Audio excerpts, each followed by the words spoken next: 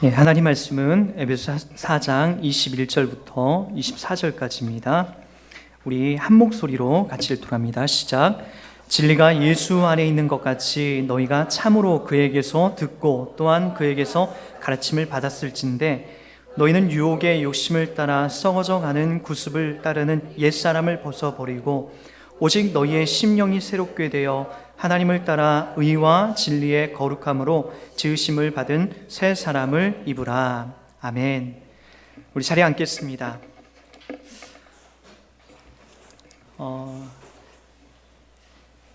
우리 주변에 이제 많은 분들은, 여러분들이 이렇게 사귀는 분들은, 많은 분들은 크리스찬일 거예요. 그분들을 이렇게 가만히 보면은 어떤 분들은 이 삶에 여전히 갈급함과 답답함으로 살아가는 분들도 있는 반면에, 또 어떤 분들은 세상에 근심 걱정 없이 주님께서 내게 주신 은혜에 대한 만족함과 기쁨으로 살아가는 분들이 분명히 있어요. 몇 년 전일까요? 제가 강남 그 대치동에 그 큰 그 빌라를 갖고 계신 분의 집에 가서 예배를 한번 인도한 적이 있어요. 그분은 뭐 이렇게 그 얼굴도 참 예쁘셨어요. 50대 중반인데 그 중년에 아주 그 아름다움이 아주 가득 물씬 묻어나는 분이었고, 이 관리도 잘하셨고 또 남편도 큰 사업을 하셔가지고, 제가 보기에는 그 집을 드나들면서 제가 이런 집에는 더 이상 염려와 걱정이 없겠다라고 그렇게 생각했던 적이 있었어요. 근데 이제 그날은 이제 제가 구역 예배를 드리면서 서로 이제 그날 말씀의 주제가 이 복음에 대해서, 이 복음의 기쁨에 대해서 이렇게 이야기를 하는데, 설교가 끝나고 다과를 나누는데 그분이 하신 말씀이 지금도 잊혀지지가 않아요. 그때는 제가 전도사였기 때문에, 전도사님, 저는 왜 이렇게 삶이 이렇게 재미가 없죠? 그 소리를 듣고 저는 깜짝 놀랐어요. 빌라가 몇 평인데, 지금 세준 곳이 몇 평이고, 남편이 얼마나 잘 나가는데, 얼마나 본인이 예쁜데, 자녀들은 또 얼마나 훌륭하게 잘 키워놨는데, 그런데 왜 이렇게 삶이 재미가 없냐라고 하는 그 이야기를 듣고, 제가 순간 뭔가 한 대 이렇게 맞은 것처럼, 뒤통수를 꽝 하나 맞은 것처럼 그 이야기에 집중하기 시작했죠. 그러니까 내면 깊숙이 들어보니까 보여지는 것이 다가 아니더라는 거예요. 그러니까 고부 갈등도 있고, 또 자녀도 훌륭하게 키웠지만 지금은 또 너무나 말 안 듣고 제멋대로 엄마 아빠가 원하는 그 길이 아니라 자기 멋대로 하려고 하는 욕망과 욕구가 너무나 가득하기도 하고, 또 많은 것을 먹어보고 큰 집에서 살아봐도 보니까 그 옛날에 그 시골에서 먹던 된장국 맛, 그 김치찌개 맛이 안 나더라는 거예요. 그래서 제가 이제 그 당시에 이제 그런 얘기를 이제 듣고 와서 참 많은 딜레마에 이렇게 순간 빠졌어요. 그렇구나. 저는 사실 많이 누려보진 못했거든요. 뭐 기껏해야 제가 타고 다니는 차도 이 형님이 이제 이렇게 해준 이 프라이드가 전부였고, 그 전에 이제 마티즈를 타고 다니면서, 마티즈 하나 타고 다니면서도 그때 그 기쁨, 그 만족감이 얼마나 컸는지 몰라요. 그리고 이제 마티즈를 이제 형님이 이제 자녀도 있고 하고, 또 혹시라도 사고가 나면 위험하니까 이 프라이드로 이제 중고차로 이렇게 바꿔줬어요. 근데 이제 또 프라이드를 타고 다니니까 마티즈를 타고 다녔던 그 기쁨, 그건 온데간 데 없고 프라이드에 또 이제 빠지기 시작한 거예요. 그리고 한때는 이제 제가 한 달 가까이 이제 그 전교에서 원로 목사님이 이 제네시스를 타고 다니셨어요. 제네시스 풀옵션을 타고 다니셨는데, 그 목사님을 모시고 제가 병원을 좀 자주 갔다 올 일이 있었는데, 그 평상시에도 이제 그 차를 저한테 자주 맡기셨어요. 그것 타고 강남을 이렇게 다니고, 그리고 막 교회도 왔다 갔다 하고, 가끔은 저희 집도 이제 오게 돼서 들렸다가 이렇게 가고 했는데, 이 어느 날 갑자기 프라이드를 또 타려고 하니까 이 프라이드는 진짜 고물차 같은 거예요. 그 안정감, 그 승차감. 사람은요, 그런데 그 좋은 것을 누리고 좋은 차를 타고 다니고 좋은 집에 살고 하면서 이 감사, 좋은 것, 기쁨이 이렇게 누려지는 게 아니라, 내가 마티즈를 탔으니까 프라이드를 타고, 프라이드를 탔으니까 제네시스를 한번 타보고, 그러면서 자꾸만 남이 갖고 있는 거, 더 큰 걸 소유한 것에 대한 그 기쁨이, 그것을 쫓아가려고 하는 욕망이 더 깊이 내 안에 찾아오기 시작하는 거예요. 아마도 한국교회 많은 그 목사님들도 그럴 거예요. 처음에 성도 20명, 30명만 주셔도 난 그걸로 만족해. 월세든 전세든 나는 그걸로 만족해. 이렇게 해나가다가 막 주변에 막 교회가 커지는 친구 목사님들도 보게 되고요. 또 많은 그 돈을 갖고 헌금을 갖고 교회에 많은 일들을 하는 것을 보다 보니까 부럽기도 하거든요. 그러다 보니까 이 본질을 놓치고 또 다른 이제 야망을, 또 다른 목적을 이렇게 이루려고 하는 그런 주변에 저와 같은 목사님들이 참 많이 있다는 것도 또 우리가 보게 되는 거죠. 그래서 여러분, 제가 이 대치동에서 그 예배를 드리면서 느꼈던 그때 그 충격과 제가 사역을 해나가면서 지금 주변에 많은 분들이 이렇게 아파하고 고통당하고 힘들어하는 그런 상황들을 보면서 분명한 것은 우리는 새로운 것들, 큰 것들로 우리가 채워도 우리 인간은 늘 목마른 존재구나 라는 것들을 이렇게 느끼게 돼요. 여러분들도 그렇지 않습니까? 내가 취업만 되면은 내가 뭐든지 다 할 거라고 생각이 됐는데 취업하고 나니까 어때요? 또 다른 문제가 오지 않습니까? 여러분, 또 어떤 사람은 그럴 거예요. 내가 결혼만 하면은 모든 문제가 다 해결이 될 거야. 내가 갖고 있는 단점과 내가 당하고 있는 어려운 문제들 다 내 신랑한테 또는 내 아내한테 떠넘길 수 있으니까 얼마나 좋은 기회입니까? 여러분, 그거 아십니까? 결혼하면은 내 짐을 상대방에게 또 맡기는 게 아니라 상대방의 짐을 내가 더 지게 되는 그런 과정으로 가는 거예요.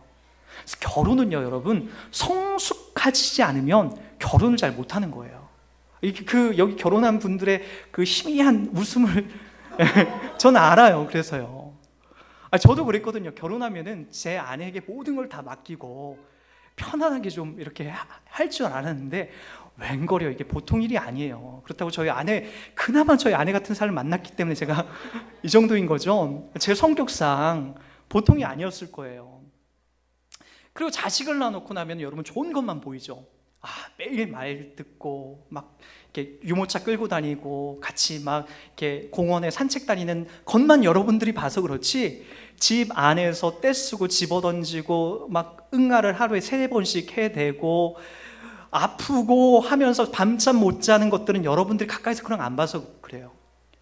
그러니까 여러분, 결혼을 하면 해결되겠지, 자식을 낳으면 해결되겠지, 또는 좋은 직장에 가면 해결되겠지, 또는 내가 좋은 집을 가지면 해결되겠지가 여러분들이 갖고 있는 근본적인 문제를 해결하는 게 아니라고요. 그래서 여러분은 살아가면서 매일매일 목마른 거예요. 매일매일. 여러분, 그걸 우리가 늘 우리 삶 속에서 확인하는 거예요. 근데 여러분들이 그 매일같이 목마른 것에 대해서 여러분 깊이 심사숙고하고 그것을 해결점을 엉뚱한 곳에 포인트를 맞추다 보면은 여러분 놓치게 된다는 것이 우리가 지난주에 했던 것 아닙니까? 허망함, 그리고 허망함이 과하게 되면 방탕하게 된다고요. 그게 우리가 지난주에 살펴봤던 것 아닙니까? 내 삶 속에서 내가 살아가는 의미를 못 찾게 되고 이 땅에 내가 왜 존재하는지 그 의미조차도 못 찾게 되면서 허망하게 되는 거죠. 대부분은 허망한 사람들은 대부분 세상 친구들은 술이나 여자를 만나면서 그 허망함을 채우려고 하죠. 그리고 그것도 채워지지 않게 되면 또 다른 약물이나 어떤 중독에 빠지게 되는 거죠. 그러니까 우리 그리스도인들도 마찬가지예요. 가끔가다 이 신앙생활 재미없다, 난 교회를 다니는 의미를 모르겠다 라고 하면서 여러분들이 그런 사람들의 내면을 보면 허망해요. 그러다가 이 교회에서 이 예수 안에서 답을 찾지 못하게 되면서 자꾸만 어떤 것에 빠지게 되냐면은 세상에 술 친구를 다시 찾아가게 되고, 술 친구를 넘어서 또 다른 이성 친구를 만나려고 하게 되고, 그 이성 친구를 뛰어넘어서 세상의 돈과 세상의 야망을 쫓아지면서 방탕한 삶을 계속해서 살다가 인생을 그렇게 마치게 되는 경우가 있다는 거예요. 그래서 여러분, 오늘 성경은 우리들 보고 그렇게 얘기하는 거죠. 20절에도 이렇게 합니다. 오직 너희는 그리스도를 그같이 배우지 아니하였다. 방탕함이나 이 허망함에 빠져서 허우적거리고 그렇게 시간 낭비하는 것으로 여러분들이 그렇게 배우지 않았다는 거예요. 한번 여러분 잘 생각해 보세요. 여러분들이 지금 허망함에 빠져서 허우적거리고 있는 삶은 아닌지, 방탕함에 빠져서 내가 지금 막 엉뚱한 삶을 살고 있는 것은 아닌지, 여러분 그 기준에 여러분들이 여러분 자신을 명확하게 그 기준을 정하셔야 돼요. 여러분들을 이렇게 찾아보셔야 된다고요. 성경이 그리고 오직 너희는 그리스도를 그같이 배우지 아니하였다라는 것, 방탕함이나 허망에 빠진 곳을 성경은, 우리 주님은 그것을 방관하거나 내버려 두지 않는다는 것이 성경이 우리들 가운데 계속해서 강조하고 있는 부분이라고요. 여러분, 우리들이 갖고 있는 이 진리는 어마어마한 거예요. 여러분들이 이 인생의 어떤 실존적인 문제, 먹고 사는 문제, 죽는 문제를 아마 이렇게 철학적으로 제일 잘 담아내는 종교가 뭐냐면, 제가 보기에는 불교예요.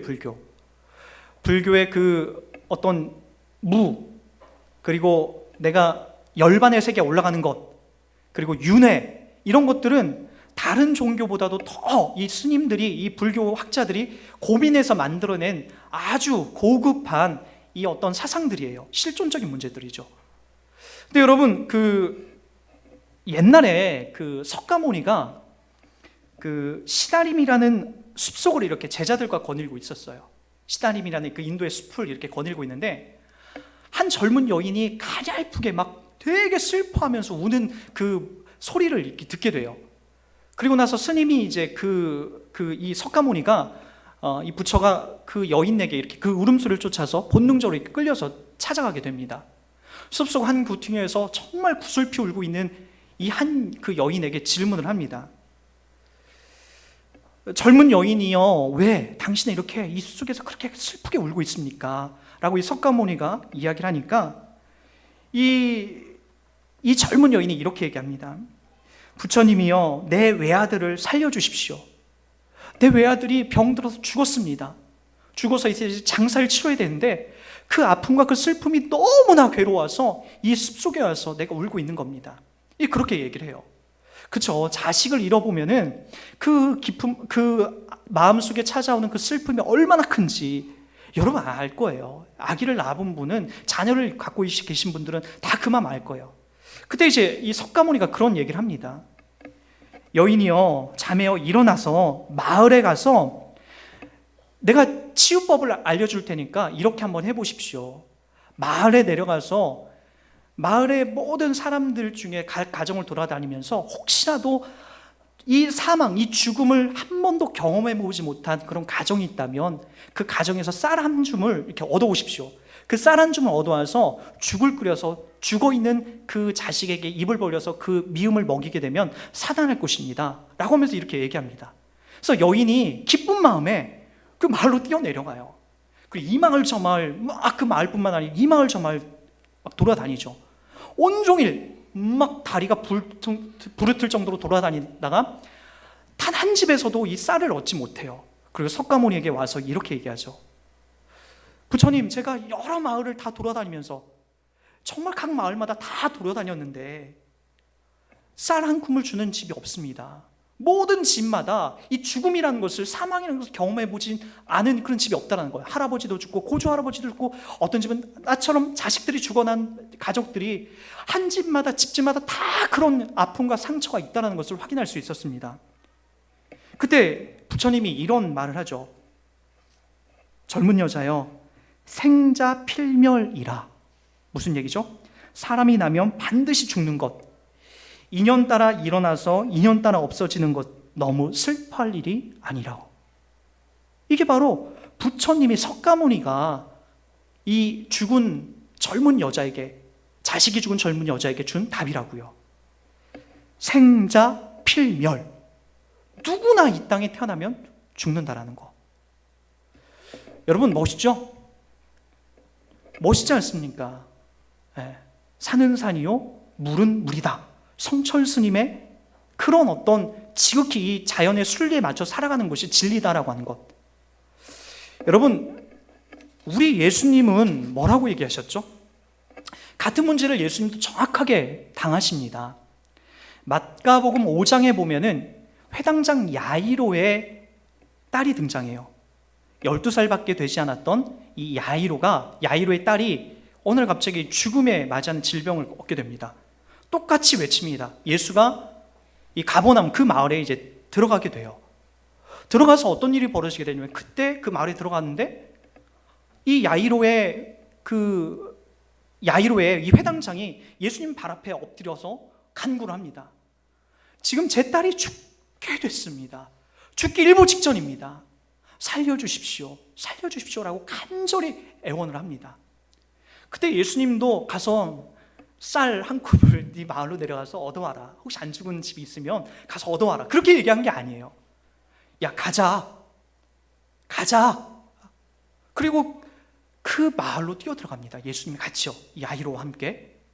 근데 도착하자마자 보니까 벌써 죽어서 사람들이 벌써 곡하는 소리가 들려요. 그때 예수님이 뭐라고 하죠? 죽은 게 아니다, 자고 있는 거다. 그 소녀의 손을 잡고 달리다 쿵 하면서 일으켜 세우죠. 석가모니는 이 땅에 인간들이 사는 실존적인 문제에 대해서 정의만 했죠. 답은 못 내려요. 그러나 진리를 갖고 있는 우리 예수님, 진리의 그 자체신 그 예수님은 이 땅에 오셔서 개입을 하시죠. 뭐예요? 여러분들도 분명히 죽게 되는 죽음에 대해서 그분이 개입하시고, 그분이 개입하실 뿐만 아니라 살려내신다라고 이야기를 합니다. 예수께서 이르시되 내가 곧 길이요 진리요 생명이니 나로 말미암지 않고는 아버지께로 올 자가 없다. 쌀 한 쿰이 아니라, 착하게 살고 바르게 사는 문제가 아니라, 돈이 많고 잘 먹고 잘 사는 문제로 우리가 저 하나님 나라에 가는 것이 아니라, 누가요? 길 되신 예수 그리스도 외에는 아버지 하나님께로 올라갈 자가 없다라고 이야기를 하는 거예요. 여러분, 근데 우리는 이 진리를 찾아갈 만한 용기가 없어요. 가버나움에 예수님이 찾아오신 거예요. 배를 타고 가버나움에 찾아오신 거예요. 그래서 야이로의 딸을 살려내신 거죠. 예수가 찾아오신 거예요. 여러분, 성경에 저는 가장 중요한 부분을 찾으라고 하면은 하나님이 우리 가운데 찾아오셨다라는 거예요. 이 창세기 3장에 보면 이런 게 나와요. 사람이 최초로 선악을 알게 하는 나무를 따먹고 타락을 하게 됩니다. 그리고 나서 그들이 할 수 있었던 건 뭐냐면 기껏해야 숨는 거였어요. 숲을 가운데에 벌거벗은 모습을 보고 하나님의 음성을 듣고 숲을 가운데 숨어요. 마치 여러분 똑같죠? 이 범죄하고 나면, 사람이 죄를 짓게 되면 이 교회 나오는 것들이 되게 부자연스러워요. 예, 좀 많이 입고 있는데 부자연스럽습니다. 그건 여러분이랑 저는 똑같아요. 이렇게 술을 먹는다든지, 넘지 말아야 될 선을 넘는다든지, 부부싸움을 대판하고 교회에 편하게 나와서 행복하게 나와서 찬양하는 사람은 없어요. 그건 다 가식이죠. 불편합니다. 괴롭습니다. 한 주 동안 나의 삶에서 그런 것들이 많이 등장하게 되면 여기에 나오는 것이 괴로운 거예요. 하나님이 우리 마음속에 심어준 지극히 정상적인 하나님을 믿고 있는 자들의 마음이에요. 아담과 하와도 그 자리에 있었다고요. 선악을 알게 하는 나무를 따먹지 말라고 했는데 따먹고 나니까 그들의 죄과가 보이게 되고 어디에 숨었다? 하나님 음성을 듣고 동산 숯불에 숨었다고요. 하나님이 그거 못 찾을까요? 그리고 하나님이 오시죠. 인간이 찾아가는 게 아니에요. 거기에서 하나님 내가 잘못했으니까 용서해 주십시오라고 하나님 있는 자리로 찾아간 것이 아니라, 그 문제를 주님이 개입하시고 해결해 주시려고 하나님이 하늘에서 찾아오세요. 인간의 실존, 문제 앞에 찾아오시더라고요. 그렇게 시작이 되는 거예요. 구약의 이야기는요. 찾아오시는 거예요. 찾아오시는 거. 예수님도 마찬가지죠. 여러분들이 애걸복걸해서 그분을 찾아낸 게 아니에요. 그분이 하나님이셨는데 삼위일체 되신 하나님이셨다고요. 사람이 아니에요. 하나님이셨는데 그분이 사람의 육신을 입고 이 땅에 여러분들의 수준처럼 맞춰서 이 땅에 오셨다라고요. 이게 기독교예요. 이건 그래서 기독교를 종교라고 하는 게 아니에요. 기독교는 종교라는 것은요, 내 치성과 열심이 드러나는 거거든요. 내가 갖다 빌고 열심히 참선을 하고 정성을 갖다 바쳐서 내 종교심을 통해서 영생불사하는 거예요. 이게 바로 종교예요. 그러나 기독교는 그게 아니라고요. 기독교는 하나님이 찾아오시는 거예요. 나의 실존 앞에, 나의 삶의 현장 앞에 그분이 찾아오시는 거예요. 성육신하에 찾아오셔서 십자가에 못 박혀 내 죄과를 담당해 주시는 거죠. 그리고 그분이 올라가시고 또 누가 찾아오시는 거죠? 성령님이 찾아오시는 거예요. 그래서 보세요. 여러분들 속에 그 성령님이 있다라는 증거가 너무나 분명하지 않습니까? 성령님이 우리들 가운데 담아내고자 하는 게 뭐예요? 예수 그리스도예요. 성령이 이 땅에 오셔서 하시는 가장 중요한 역할은 방언도 아니고 쓰러트림도 아니고 어떤 예언도 아니고 신비한 것을 보여주려고 하는 것도 아니에요. 성령님이 우리 가운데 오셔서 하실 가장 본질적인 것은 예수의 영광을 드러내는 거예요. 그 영광이 뭐예요? 우리들 보고 그 예수를 믿게 하고 그 예수님이 나의 구세주 되임을 고백하라고 하는 거예요. 그래서 여러분들, 우리들 여기 있는 상황들 다 보세요. 제가 매번 얘기하지만 살아온 배경도 다르고 지식도 다르고 우리가 자라온 모든 환경과 여건들이 다르지만 생각도 성격도 다 다르지만 우리들을 입술 속에서 공히 고백되는 것이 예수 그리스도라고요. 누가 하신 거라고요? 성령님이 우리들 가운데 찾아오셔서 우리를 꺾어내신 거예요. 우리를 굴복시키셔서 바로 예수가 나의 구세주구나 라고 하는 것을 계속해서 확인해 나신 거죠. 그래서 오늘 우리가 여기 있는 거예요. 이게 바로 진리라고요. 이것 때문에 우리가 구원함을 얻게 되는 거고요. 실존적인 문제, 불교가 실존적인 문제를 다루고 있지만 우리의 죽음과 살아나는 것에 대해서는 이야기를 못합니다. 산은 산이고 물은 물이다, 순리대로 살아라 다지만 예수님은 이 땅에 오셔서 적극적으로 우리가 감당해내지 못할 사망, 죽음, 그것을 기꺼이 꺾으시고 밟으시고 일어나시죠. 부활의 첫 번째 열매로 그분이 본을 보여주시고 우리들 보고 부활의 두 번째 열매가 되어서 우리들도 살려내겠다라고 하는 신실한 약속이 성경에 계속돼서 반복하고 있는 바로 우리들 가운데 있는 신실한 약속이라고요. 여러분들이 이걸 놓치게 되면 어떻게 된다고요? 공허해진다고요. 이걸 놓치게 되면 방탕하게 된다니까요. 아무리 백마탄 왕자님을 만나보십시오. 아무리 삼성, LG, 구글을, 페이스북의 그 회사를 여러분 들어가 보십시오. 만족할까요? 아니요. 절대로 우린 만족하지 못합니다. 마치 저는 마티즈 한 대를 얻었을 때, 새 마티즈 한 대를 얻었을 때 세상을 다 누린 것 같았지만 프라이드를 타고 나니까 마티즈가 온데간데 없어요. 프라이드를 타다가 원로 목사님이 1년 정도, 한 달 정도 제네시스를 내게 맡겨놨는데 그거 타니까 프라이드가 생각이 안 나요. 이런 고물차를 내가 타고 다녀야 되나? 라고 그런 헷갈리는 생각이 들다가 제정신이 돌아온 것은 한 6개월 정도 다시 프라이드를 타고 나니까 그게 사랑스럽더라고요. 그게 우리더라고요. 그게 우리라고요. 이 땅에 그 어떤 것으로 우리가 채워도 채워지지 않는데 여러분들이 본질적인 것, 예수가 진리구나, 그 진리를 먹고 살아나는 거구나 라는 것에 우리가 집착하고 거기서 우리가 목적을 두게 되면 이 땅에 프라이드를 타고 다니건 티코를 타고 다니건 제네시스를 타고 다니건 에쿠스를 타고 다니건 그것이 우리들 가운데 만족함이 되지 않는다라는 거예요. 월세를 살건 전세를 살건 여러분 강남에 50평, 100평짜리 아파트에 살건 빌라를 살건 그것은 우리의 행복의 조건이 아니라 오직 우리 신자들은 예수 그리스도만 조건을 삼고 우리가 살아가게 된다는 거예요. 그게 바로 오직 너희는 그리스도를 그같이 배우지 아니하였다라고 하는 이 진리를 우리들 가운데 확인시켜 주시는 복음의 본질이 되는 것이죠. 여러분, 그렇다면 그분이 찾아오셔서 우리에게 성취하고자 하시는 자리는 어디일까요? 우리는 어디를 목적 삼아서 가야 될까요? 물론 우리 인생을 통해 가장 중요한 것은 구원의 문제입니다. 구원보다도 우리들 가운데 중요한 것은 없어요. 그 구원이 우리들 가운데 가장 중요한 거예요. 우린 반드시 죽거든요. 그 죽음 앞에서 우리가 살아나는 거거든요. 이 구원의 문제를 가장 중요하게 여기지만 구원의 문제를 넘어 우리 안에 더 적극적으로 더 가다듬어 가는 것이 바로 뭐냐면 하나님의 자녀다움입니다. 자녀다움.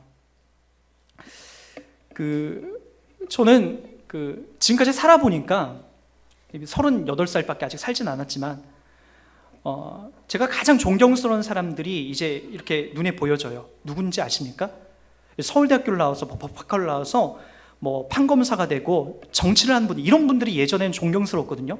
아니 어떻게 하면 서울대학교를 가지? 이게 저의 아주 존경스러움의 내용이었어요. 지금은 그런 것이 전혀 존경스럽지가 않습니다.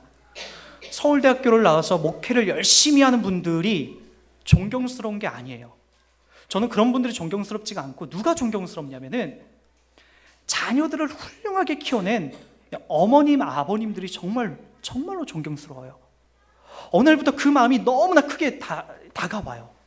특히나 6살이 된 제 자녀를 이렇게 요즘에 막 키워나가요. 요즘에 6살쯤 되니까 5살까지는 그래도 얘가 세상 물정을 모르고 아무것도 모르니까 떼쓰는 것도 잘 모르고 그냥 뭐 배고프면 달라고 하는 그 정도였지, 지금은 이제 6살이 되니까 계산을 해요. 얘가 타협을 하려고 하고, 그리고 뭘 하면 아빠 이거 이게 계산을 해서 타협을 걸어와요. 그리고 그것도 안 되면 막 자지러지게 울어요. 그러니까 어제 그제 특히나 이틀 동안 저한테 참 힘든 시간이었는데, 오늘 아침에도 그랬어요. 교회를 와야 되는데 그 부분이 이제 저하고 이게 힘든 거예요. 그때 저도 똑같이 죄송합니다 이런 표현 써도, 이 쌍놈의 새끼 일로 와, 응? 그래서 붙잡아놓고 방에 들어가서 후드려 패고, 이러면 쉽죠. 저도요. 몽댕이 들고 와서 후드려 패면 그 입은 막을 수 있잖아요. 네, 여러분 중요한 게 있죠. 그렇게 키운 애들 치고 나중에 상처를 안 갖고 자라난 아이들 없어요. 저도 아버지한테 무지하게 많이 맞았어요. 정말 많이 맞았어요. 후드려 맞고 따기도 맞고 피도 터지고 막 허벅지가 막 거의 뭐예요? 이거 막 허물어질 정도로 막 의도 터지기도 하고. 근데 그 아버지에 대한 상처가 커서까지 너무나 있어요. 그래서 저는 지금도 그래요. 막 윽박 지르고 막 무섭게 하는 사람들 앞에서는 제가 상종을 하고 싶지 않아요.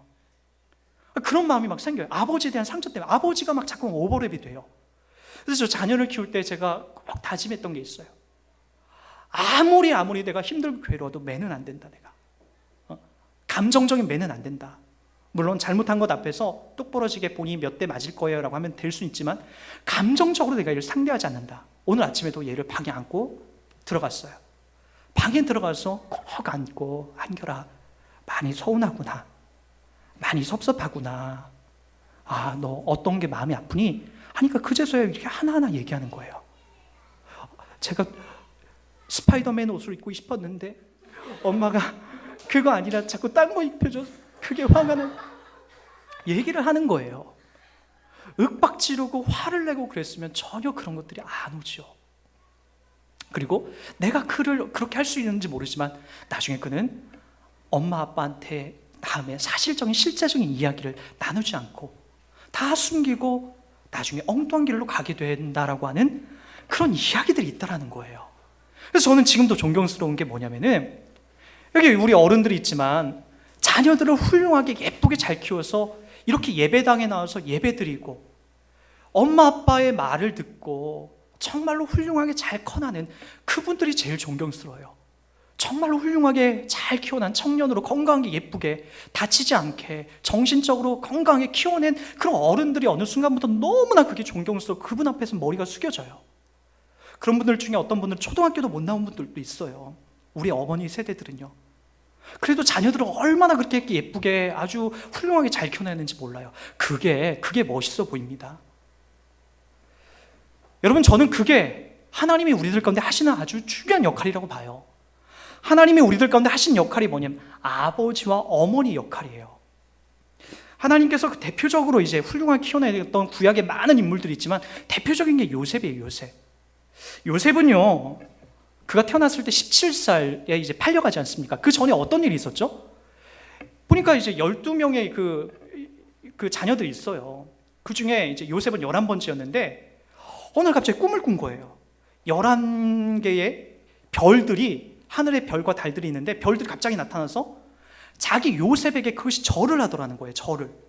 그거를 형님들한테 가서 얘기를 해요. 또 요셉은 그 아버지가 되게 편애를 했던 자녀 아닙니까? 색동옷을 입혀서 다른 식구들과는, 다른 형제들과는 다른 그런 차별을 갖고 키워냈는데, 형님들한테 가서 형님들의 볏집이, 형님들이 별이 나에게 절을 하더라. 야, 형 봤지? 그렇게 소위 말해서 이렇게 자랑하고 뻐기면서 형님들한테 얘기하니까 얼마나 그것이 형님들에게 믿게 비춰졌겠어요. 그래서 요셉은요, 여러분들이 크게 착각하는 게 있는데, 이렇게 꿈의 사람 요셉이 아니에요. 요셉은 태생 자체가 이렇게 교만하고, 요셉 자체가 이렇게 자랑하고, 요셉 자체가 이렇게 좀 뭔가 형님들보다 본인이 우월하다라는 우월의식 속에 사로잡혀 있던 사람이에요. 그러다 이제 형님들이 오죽했으면 이 애를 애굽으로 갖다 팔아버렸을까요? 아니, 한번 생각해 보세요. 형님들끼리 똘똘 뭉쳐서 가족끼리 이렇게 살아도 그 당시에는 이 족장 시대 아닙니까? 한 명을 잃는다는 것은 얼마나 큰 걸 잃는 거예요. 그럼에도 불구하고 이 요셉, 이 미운 털 박힌 요셉을 갖다 애굽의 종으로 팔아버린 것은 얼마나 요셉이 미운 짓을 했으면 이런 일들이 벌어지냐는 거예요. 요셉을 갖다 팔아넘겨요. 그리고 나서 요셉은 거기서 약 13년 동안 죽을 고생을 합니다. 죽을 고생을 해요. 근데 그 가정 속에 누가 함께 하셨냐면은 버르장머리 없었던 요셉이 하나님이 늘 그와 함께 하셨다라는 이야기가 그때서야 나와요.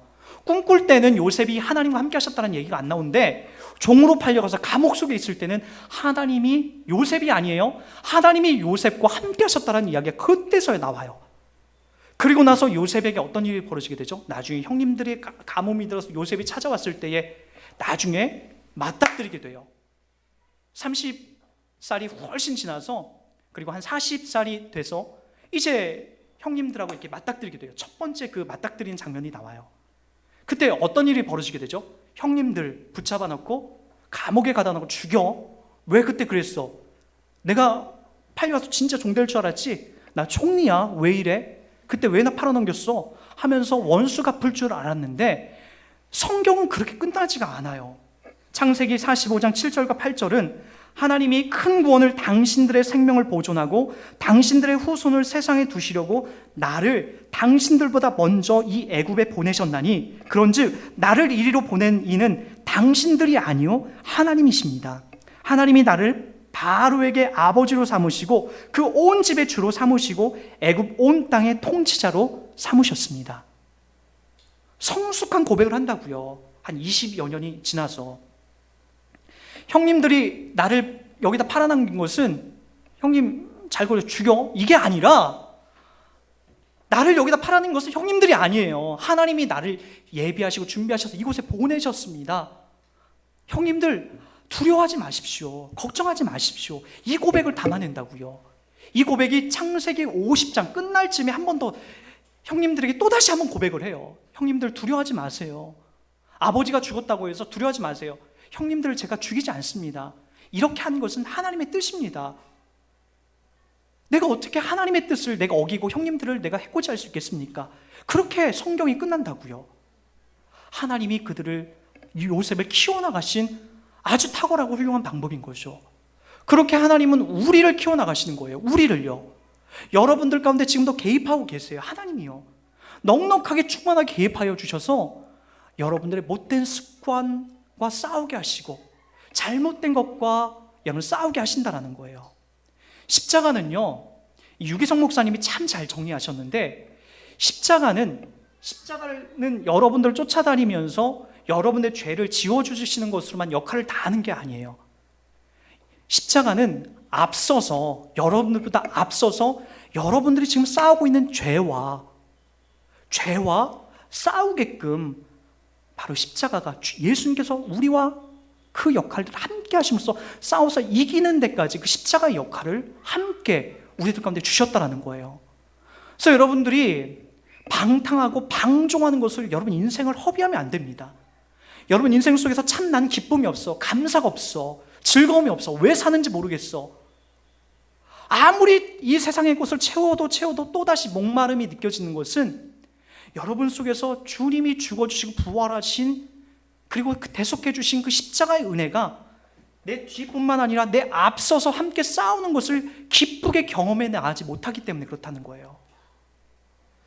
여러분, 그러게 저는 여러분들에게 꼭 이런 이야기를 하고 싶어요. 오늘 말씀에도 이렇게 나오죠. 22절을 다 보세요. 22절 시작. 너희는 유혹의 욕심을 따라 썩어져가는 구습을 따르는 옛사람을 벗어버리고. 여러분, 구습을 벗는다는 것은 이거 에베소 2장 1절과 3절에서 구체적으로 다뤘던 내용이에요. 에베소 2장 1절과 3절을 한번 가보세요. 무슨 내용인지 시작. 그는 허물과 죄로 죽었던 너희를 살리셨도다. 그때에 너희는 그 가운데서 행하여 이 세상 풍조를 따르고 공중의 권세 잡은 자를 따랐으니 곧 지금의 불순종의 아들들 가운데 역사하는 영이라. 전에는 우리도 다 그 가운데에서 우리 육체의 욕심을 따라 지내며 육체와 마음에 원하는 것을 하여 다른 이들과 같이 본질상 진노의 자녀였다라고 이렇게 얘기를 합니다. 이게 바로 구습이에요. 옛날에 우리가 예수 믿기 전에 누리고 목적 삼았던 그 모든 것, 그것이 지금도 우리 가운데에 여전히 잔지하고 있다면 여러분, 주님께서 우리 가운데 주시고자 하는 참된 평화, 기쁨, 예수 그리스도가 어떤 삶을 우리 가운데 찾아오시고 맛을 주시는지에 대해서 우리는 맛보지 못하게 되는 거예요. 아니 여러분, 그거보다 비참한 인생이 어디 있습니까? 하나님의 자녀로서 이 땅을 살아가고 있는데, 하나님이 나와 함께하고 있고 그 안에 살아가고 있는 이 기쁨, 이 생명, 이 질을 맛보지 못하고 살아가는 것이 얼마나 괴로운 거예요. 앞으로 여러분들이 얼마나 더 살아가려는지 모르겠어요. 이 땅을 얼마나 여러분들이 살아가려는지 모르겠는데, 그 살아가는 모든 여정 속에서 하나님의 임재를 못 느끼고 하나님 나와 함께하는 것을 못 느끼고 살아간다면 그것보다 불행한 인생이 어디 있겠어요. 저는요, 이 요셉의 삶을 통해서 여러분이 한번 가장 하나 이렇게 추적해 보시는 게 있었으면 좋겠어요. 과거의 요셉은 그의 인생 속에서 자기 자신이 모든 사람들 가운데 1등이었어요. 색동옷을 입고, 그리고 또 뭐죠? 형님들 볏집이 인사했다라는 것 때문에 1등으로 있었어요. 그런데 그가 감옥에 들어가고, 그리고 그가 나중에 보디발 장군의 그 집에서 종노릇하면서 이 살아가는 삶의 여정을 보세요. 자기보다 위에 있는 사람들 앞에서도 굴하지 않고 계속해서 누구에 대해서 얘기하는지 아십니까? 하나님이 이 일들을 하실 겁니다. 하나님이 풍족하게 해주실 것입니다. 하나님이 만들어 가실 것입니다. 자기 삶에 계속해서 하나님을 인정해 나가요. 그러다 보니까 어떤 일이 벌어진지 아십니까? 보디발의 아내가 한미모했거든요. 장군의 아내라면 얼마나 예쁘겠습니까?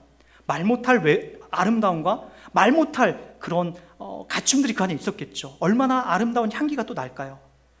그 보디발의 아내가 유혹을 합니다. 여러분, 방탕하고 방종이 있으면 여러분, 내가 그 여인을 꼬시고 유혹하려고 하죠. 그러나 하나님을 자기 삶 속에 계속해서 모든 상황이 인정하고 나니까 아무리 예쁘고 아무리 훌륭한 향기, 아무리 멋진 냄새가 나서 자기 요셉의 옷을 벗기면서 유혹하고 나와 함께 하룻밤을 동침하자, 나와 함께 이 정욕을 해결하자 라고 하는 그 유혹 앞에서도 자기의 옷을 벗어 던지고 도망가는 용기가 생긴다라고요. 어떨 때? 우리의 삶 속에서 하나님을 지속적으로 인정하고 고백해내는 그 삶을 통해서 이런 것들이 나온다는 거예요. 한번 여러분 생각해 보세요. 여러분들은 계속 이 방종과 방탕을 통해서 여러분의 정욕을 채우려고, 여러분의 욕망을 채우려고 살아가는 사람들의 모습은 아닙니까? 이유는 분명합니다. 여러분 삶 속에 하나님을 두려고 하지 않아요. 직장 속에서 하나님을 두려고 하지 않고, 텔레비전 볼 때는 텔레비전과 낮이 하나님이 어디 있어? 라고 얘기해요. 영화 볼 때는 영화와 낮이 하나님이 어디 있어? 라고 얘기를 해요. 술자리에 가서는 하나님이 여기 왜 있어? 나와 술이 내 친구지 라고 여러분 착각한다고요. 안 믿는 세상 친구와 있을 때에도 마찬가지죠. 그 친구와 낮이, 사업을 할 때도 마찬가지죠. 사업과 낮이 하나님이 왜 여기에 있어? 여러분이 데이트할 때도 마찬가지죠. 이성 친구와 낮이, 다른 사람이 누가, 하나님이 여기 왜 있어? 그래서 더 깊은 관계로 흘러가는 거 아닙니까? 하나님이 있으면 거기까지 안 가죠. 사업을 하면서 속이지 못하죠. 여러분 삶 속에서, 여러분 인생 속에서 그 하나님이 진짜 여러분과 함께하고 있다는 것을 고백해내고 담아내고 있으면 기꺼이 여러분 그것을 뿌리치는 삶을 살아가는 거죠. 그때 여러분들 가운데 뭐가 온다고요? 평강이 오고 참된 기쁨이 온다고. 신앙생활 하나님의 임재가 느껴진다라고요. 그러지 못하기 때문에 방종함과 방통함이 오는 거죠. 허망함이 찾아오게 되는 거죠. 그러면서 여러분들이 계속해서 넘어지는, 다람쥐 쳇바퀴 돌듯이 넘어지는 그 삶을 계속해서 살아난다고요. 여러분, 그러기에 하루라도 빨리 여러분들이 구습을 버려버리는 것. 주의 십자가가 내 뒷일, 내 죄만 씻어내는 것이 아니라 내 앞에 있는 죄악과도 기꺼이 그분이 싸워주시는 거구나. 나도 그것과 함께 싸워나가야겠구나. 그런 다짐과 그런 훈련과 그런 삶을 계속해서 담아내셔야 돼요. 그 중세시대에 그 수도사 생활을 했던 로렌스 형제가 있어요. 아주 짤막하게 나온 아주 소책자예요. 여러분들에게 제가 기회가 되면 좀 여기다 게시를 해놓을게요. 저희 집에 있는 책인데, 그 로렌스 형제는요, 수도사가 아니에요. 식당에서 그 수도사들의 음식을 제공해내는 그런 사람이었어요. 근데 이분이 나중에는 수도사들이 나와서 나중에 이분에게 삶의 지혜를 구하고 신앙생활이 뭔지에 대해서 이렇게 물어보게 되는, 그 역전되는 일들이 벌어지게 돼요. 그 이유가 뭔지 아십니까? 로렌스 형제는요, 수도사들에게 제공하는 음식을 하면서도 늘 하나님이 나와 지금 이 자리에서 함께 하고 계시지라고 하는 것을 단 한순간도 놓치지 않으려고 했어요.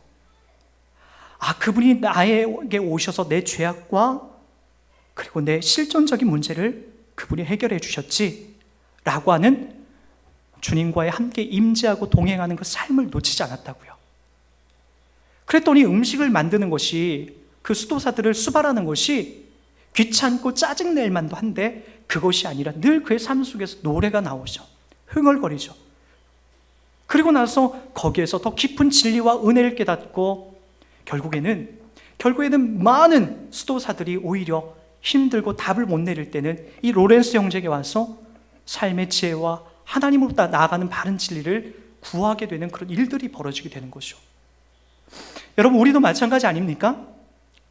우리들도 우리의 모든 삶의 여정을 통해서 심지어는 먹든지 마시든지 무엇을 하든지 하나님의 영광을 하라라고 하는 고린도전서 10장 31절의 말씀처럼 내 모든 삶의 영역에 주님이 함께하고 계시고 일하시고 계시다는 것을 확인할 때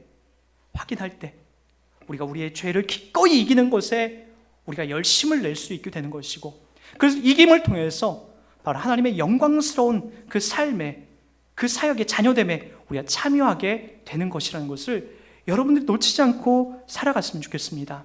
그래서 여러분들이 오늘 말씀처럼 오직 너희의 심령을 매일같이 새롭게 하고 하나님에 따라 의와 진리의 거룩함으로 지으심을 입는 이 훈련을 한 번만 하는 것이 아니라 매일같이 반복하는 거예요. 매일같이. 이게 바로 성화예요. 성화.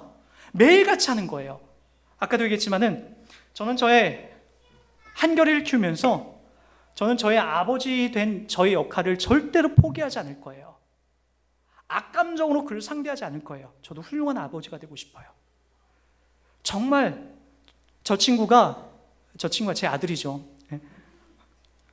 좋은 대학에 못 가더라도 좋은 대학에 못 가더라도 저는 거기서 목적 삼지 않고 훌륭한 아들로 키워나가는 것에 저는 최선을 다할 겁니다. 인내하고 참을 거예요. 하나님도 여러분들 가운데 여러분 한 명 한 명 그렇게 키워나가세요. 참고 인내하시죠. 근데 여러분, 저도 두 손 두 발 들 수밖에 없는 상황이 있어요. 뭐죠? 아빠, 저 가출해 버릴 거예요. 아빠 같은 사람하고 아빠 너무 재미없어서 고리타분해서 아빠 싫어요 라고 하고 나가면은 저는 감당 못할 것 같아요. 그러나 전 여전히 제 자리를 지키겠죠. 하나님처럼, 하나님이 우리를 그렇게 기다리듯이. 나가서 방탕해서 고생하는 아이는, 그 아이는 고생한다고요. 여러분에게 똑같이 적용하는 거예요. 하나님이 아버지 노릇, 아버지 역할을 여러분들에게 절대 포기하지 않으세요. 근데 여러분들이 그게 싫어서 세상이 좋아서 그쪽에 가서 여전히 방황하고 비집고 있다고 한다면, 여전히 그것과 함께 타협하고 있다면 여러분 인생이 그만큼 괴롭고 힘들고 결국에는 재미없는 인생으로, 재미없는 신앙생활을 전락하게 된다라고요. 그러게 여러분 꼭 명심하십시오. 모든 상황, 어떤 상황이든지 하나님이 나를 키우고 계시구나, 하나님이 나와 함께 하시구나, 내가 하나님의 영광을 위해서 오늘도 살아가야 되는구나, 이 삶의 이 기준과 이 자세를 놓지 않고 여러분 오늘도 살아가는 복된 여러분 되길 주의 이름으로 부탁드리겠습니다.